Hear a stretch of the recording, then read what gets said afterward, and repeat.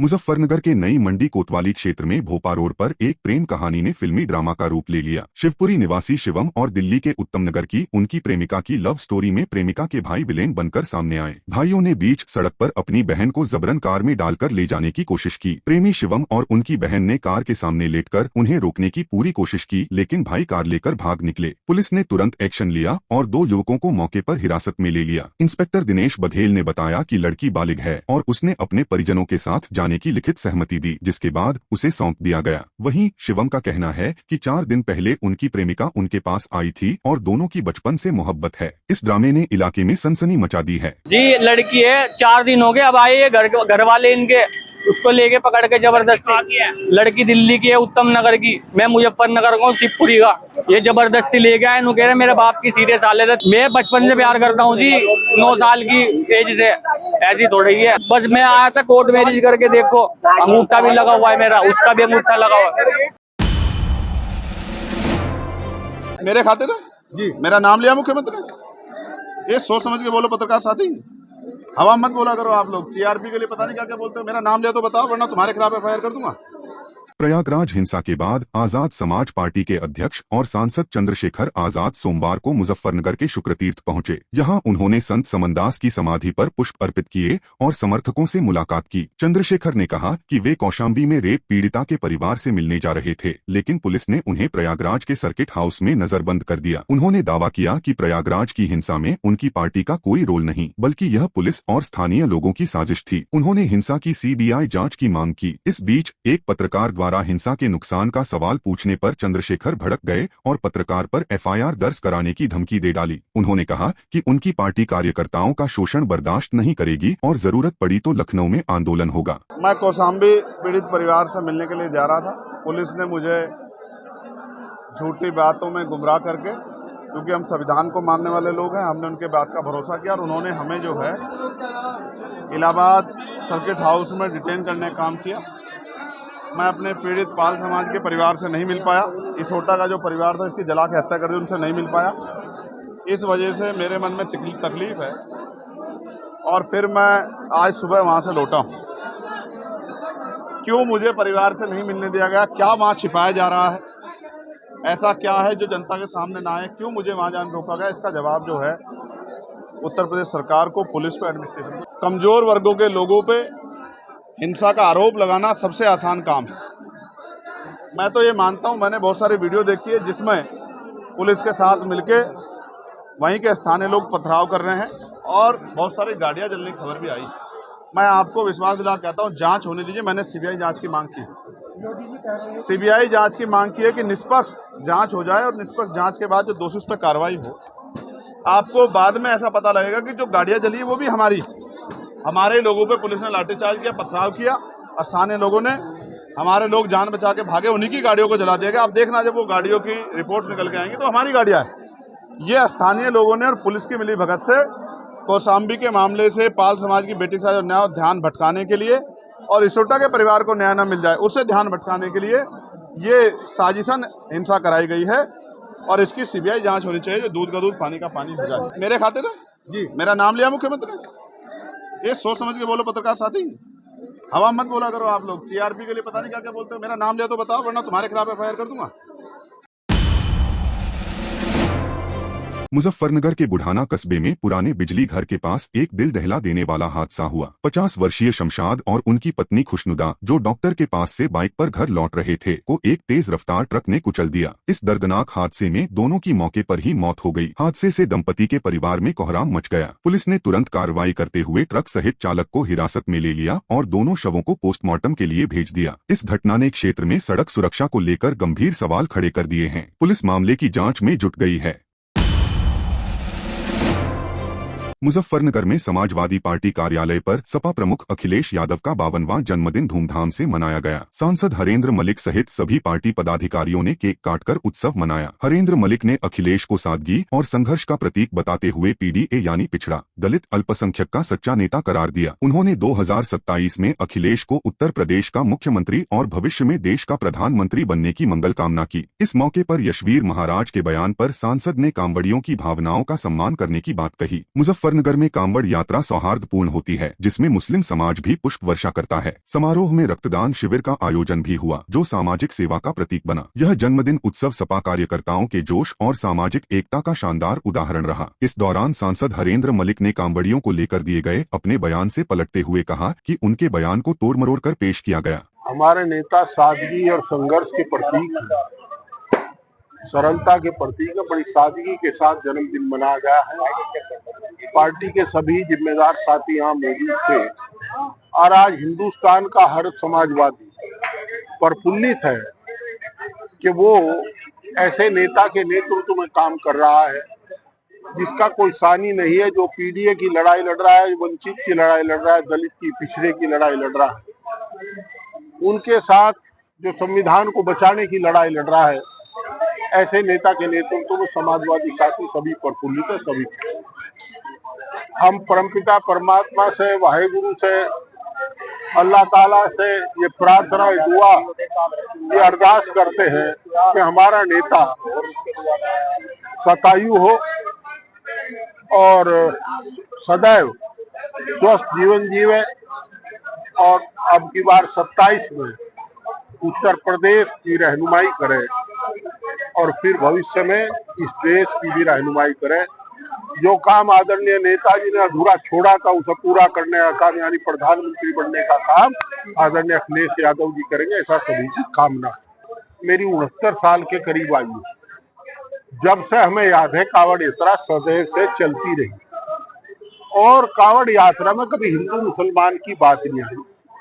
अभी भी हम जिला प्रशासन से आग्रह करेंगे कि जो हमारे मुजफ्फरनगर की एक परंपरा रही उसको निभाने का काम करें। किसी को भी उसके साथ छेड़छाड़ करने की अनुमति नहीं होनी चाहिए। शिव भक्त लंबी दूरी तय करके मुजफ्फरनगर में आते हैं, लगभग 85 किलोमीटर दूरी तय। वो जल लिए होते हैं, थके होते हैं, उनकी भावनाओं से खिलवाड़ करने का अधिकार किसी को नहीं है।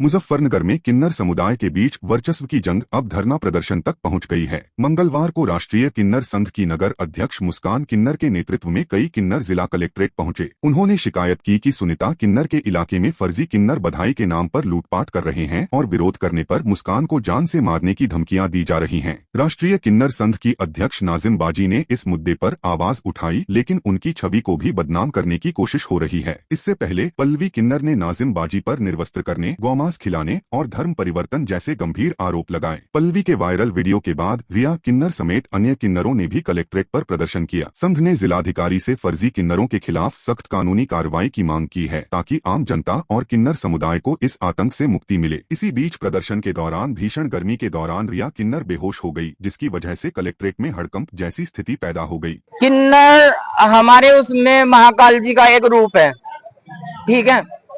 अभी कुछ उनको बोलते हैं कि ये नकली किन्नर, मुझे सोच के रोना भी आता है इस चीज पे ना, क्योंकि कहीं ना कहीं हमारी भी छवि खराब हो रही है उसके अंदर ना। हम पूजा करते हैं, हम किताब पढ़ते हैं, मैंने शिव महापुराण पढ़ा है, मैंने अपनी गीता पढ़ी है, मैंने मतलब ये माता की किताब पढ़ी है, अपने ग्रंथ सारे पढ़ रही हूँ मैं। वैष्णो माता की पुजारन, ज्वाला माता की पुजारन मैंने तब किया, मगर उसके बावजूद भी कुछ ऐसे हैं जो हमारे किन्नर समाज को बदनाम करते हैं, हमें भी नहीं छोड़ रहे हैं। भाई हमें बता दो हमारे से क्या दुश्मनी है, हमने तुम्हारा क्या गलत किया है? अगर हमने कुछ तुम्हारा गलत किया तो हमें बताओ। अगर पिछले जन्म में भी कुछ गलत हुआ तो हम इस जन्म में तुम्हारा ठीक करके देंगे। क्या तुम्हारे घरों में कुछ गलत हुआ है किन्नरों की वजह से जो तुम उनको बदनाम करने की कोशिश करते हो? मेन कारण ये है, अभी पत्रकारिता जो है, पत्रकारिता भी एक उसमें धंधे के रूप में ही आ गई है। कुछ यूट्यूबर हैं और कुछ आईडी धारी पत्रकार हैं जो मतलब गवर्नमेंट से भी उनको ओहदा प्राप्त है। तो हम चाहते हैं कि जिनको गवर्नमेंट से ओहदा प्राप्त है वो तो ठीक है, मगर जो फर्जी है, जो सबसे पैसे आते हैं, पैसे मांगते हैं और उनको पैसा नहीं दिया जाता, तो वो गलत वीडियो पोस्ट करते हैं, तो उनके ऊपर कार्रवाई होनी चाहिए। मुजफ्फरनगर में कांवड़ यात्रा से पहले मीनाक्षी चौक का नाम बदलने की मांग ने तूल पकड़ लिया है। हिंदू युवा वाहिनी के क्षेत्रीय संगठन मंत्री प्रहलाद पाहुजा ने मंगलवार को जिला कलेक्ट्रेट पहुंचकर मुख्यमंत्री योगी आदित्यनाथ के नाम एक ज्ञापन सौंपा। उन्होंने मांग की कि मुस्लिम बाहुल्य क्षेत्र में स्थित मीनाक्षी चौक का नाम बदलकर महर्षि वाल्मीकि चौक किया जाए। पाहुजा का कहना है कि कांवड़ यात्रा के दौरान लाखों शिव भक्त इस चौक से गुजरते हैं और मुस्लिम नॉनवेज ढाबों के बीच सांप्रदायिक तनाव की आशंका रहती है। उन्होंने बताया कि मीनाक्षी चौक का नाम पुरानी मीनाक्षी टॉकीज से आया, जो 20 से 25 साल से बंद है और इसका कोई ऐतिहासिक महत्व नहीं है। कांवड़ यात्रा को सौहार्दपूर्ण बनाने के लिए यह बदलाव जरूरी है। हिंदू युवा वाहिनी ने प्रशासन से जल्द कार्रवाई की मांग की है ताकि यात्रा के दौरान कोई अप्रिय घटना न हो। देखिए, आज एक ज्ञापन सौंपा है हमने माननीय डीएम साहब को, और पिछले कई वर्षों से एक मांग चली आ रही है जिला मुजफ्फरनगर के क्षेत्रवासियों की। आज उसको उठाने का काम हमने हिंदू युवा वाहिनी ने किया है। देखिए, मीनाक्षी चौक का कोई अपना अस्तित्व नहीं है, ना धार्मिक कोई अस्तित्व है, ना वर्तमान में ना भविष्य में कोई अस्तित्व रहा है। हमारी ये मांग है कि मीनाक्षी चौक का नाम बदलकर महर्षि वाल्मीकि चौक किया जाना चाहिए, जिसमें महर्षि वाल्मीकि जी द्वारा हमारे हिंदू समाज को, जो उन्होंने श्री रामायण के रचयिता रहे हैं, हिंदू समाज पे समर्पित रहे हैं, महर्षि वाल्मीकि सनातन धर्म के आदि कवि हैं। और हमारी ये मांग है, हिंदू आस्थाओं की जो मांग है जिला क्षेत्र मुजफ्फरनगर की, वो ये है कि मीनाक्षी चौक का नाम बदलकर जल्द से जल्द महर्षि वाल्मीकि चौक किया जाना चाहिए। मुजफ्फरनगर के खतौली डाकघर में एक भव्य समारोह का आयोजन हुआ, जहां पोस्टमास्टर सोमप्रकाश उपाध्याय को उनकी 35 साल की निष्ठावान सेवा के लिए विदाई दी गई। कार्यक्रम की अध्यक्षता जनार्दन शर्मा ने की और संचालन शुभम सांगवान ने किया। जनार्दन शर्मा ने कहा कि विदाई एक मार्मिक पल है, जबकि रविंद्र शर्मा ने सोमप्रकाश के सराहनीय कार्यकाल की प्रशंसा की। सोमप्रकाश ने बताया कि उनका सफर 1990 में खानजहांपुर से शुरू हुआ और विभिन्न पदोन्नतियों के साथ उन्होंने 30 जून 2025 को खतौली डाकघर से विदाई ली। उन्होंने गर्व से साझा किया कि उनके पिता वेद प्रकाश उपाध्याय ने भी 2002 में मुजफ्फरनगर डाकघर से सेवा पूरी की थी। भारतीय पेंशनर्स मंच ने भी इस अवसर पर सोम प्रकाश का भव्य स्वागत किया। समारोह में सुंदरलाल, अनिल कुमार, सुरेंद्र सिंह सहित कई गणमान्य लोग उपस्थित रहे। यह विदाई न केवल एक व्यक्ति का सम्मान थी, बल्कि डाक विभाग की समर्पण की भावना का प्रतीक थी। दिल्ली सरकार ने प्रदूषण की रोकथाम के लिए वाहनों के नियमों को सख्त कर दिया है। इसी क्रम में दिल्ली सरकार ने पेट्रोल और डीजल वाहनों के लिए नए नियम बनाए हैं, जो आज से लागू होंगे। इन नियमों का कड़ाई से पालन कराने के लिए ट्रैफिक पुलिस और ट्रांसपोर्ट एनफोर्समेंट की टीमें भी पेट्रोल पंप पर मौजूद हैं। चिराग दिल्ली स्थित Indian oil Dhingra petrol pump पर भी ये टीमें मौजूद रहीं। ट्रांसपोर्ट एनफोर्समेंट के सब इंस्पेक्टर धर्मवीर ने कहा कि दिल्ली सरकार द्वारा लिए गए इस फैसले का हम सख्ती से पेट्रोल पंप पर पालन करवा रहे हैं। हमारे साथ लोकल थाने की पुलिस और ट्रैफिक पुलिस कर्मी भी हमारी मदद कर रहे हैं। पेट्रोल पंप पर एआई कैमरे भी लगाए गए हैं। यहाँ पर ढींगरा पेट्रोल पंप है, यहाँ पर हम खड़े हैं। सुबह 6 बजे से तैनात है। ट्रैफिक पुलिस हमारे साथ है, बाकी लोकल पुलिस भी हमारे साथ है, जो 10 साल पुरानी डीजल की तथा 15 साल पुरानी पेट्रोल की गाड़ियों को इम्पाउंड कर रहे हैं। उनको पेट्रोल नहीं दिया जाएगा, डीजल नहीं दिया जाएगा। सख्त हिदायत है। हमने पेट्रोल पंप के जो कर्मचारी हैं उनको हिदायत दे दी गई है कि कोई भी उनको डीजल या पेट्रोल नहीं देगा। यहाँ पर हूटर भी लगे हुए हैं। जैसे ही पेट्रोल पंप पे गाड़ी आती है 10 साल पुरानी डीजल की तथा 15 साल पुरानी पेट्रोल की आती है तो सायरन बज जाएगा। बाकी उसको हम इम्पाउंड करेंगे। बाकी हम अपनी मशीन से भी चेक कर रहे हैं, नंबर डाल के जो भी मिलती है उसको इम्पाउंड करेंगे। हाँ जी, कैमरे भी डिटेक्ट कर रहे हैं और हम भी चेक कर रहे हैं, मशीन भी चेक कर रहे हैं। अभी तक ऐसा कोई नहीं आया। हम सुबह 6 बजे से यहाँ खड़े। बागपत जिले में एक सनसनीखेज मुठभेड़ में यूपी पुलिस और नोएडा एसटीएफ ने मिलकर 1 लाख रुपए के इनामी बदमाश संदीप पहलवान उर्फ संदीप लुहार को ढेर कर दिया। यह मुठभेड़ बागपत कोतवाली क्षेत्र में हुई। हरियाणा के रोहतक का रहने वाला संदीप हत्या, लूट और डकैती के 15 से अधिक मामलों में वांछित था। बागपत एसपी सूरज कुमार राय ने बताया कि संदीप ट्रक ड्राइवरों को निशाना बनाकर लूटपाट करता था और लंबे समय से फरार था। मुठभेड़ में वह गोली लगने से गंभीर रूप से घायल हुआ और अस्पताल में उसकी मौत हो गई। इस कार्रवाई से पुलिस ने राहत की सांस ली है और अब संदीप के आपराधिक नेटवर्क को ध्वस्त करने की दिशा में तलाश तेज कर दी है। आज दिनांक 29/6/2025 को एसटीएफ नोएडा यूनिट और जनपद बागपत पुलिस के द्वारा एक ट्रक ड्राइवर्स की हत्या करके ट्रक सहित सभी सामान लूट लेने के गैंग के साथ पुलिस मुठभेड़ हुई है, जिसमें 1 लाख का वांछित इनामिया संदीप पहलवान और संदीप लोहार घायल हुआ और इसको प्रारंभिक उपचार हेतु डिस्ट्रिक्ट हॉस्पिटल बागपत में एडमिट कराया गया, जहां डॉक्टर्स ने इसे मृत घोषित कर दिया। इस अभियुक्त का एक विस्तृत आपराधिक इतिहास है। 15 के आसपास मुकदमे इसके विरुद्ध हैं, जिसमें से हत्या, लूट सहित अन्य मामले हैं। यह अभियुक्त थाना पनकी जनपद कानपुर से 4 करोड़ की निकल प्लेट्स लूट लेने के मामले में वांछित चल रहा था। थाना बागपत कोतवाली जनपद बागपत पर आवश्यक विवेचनात्मक कार्रवाई सुनिश्चित करते हुए आवश्यक विधिक कार्रवाई की जा रही है।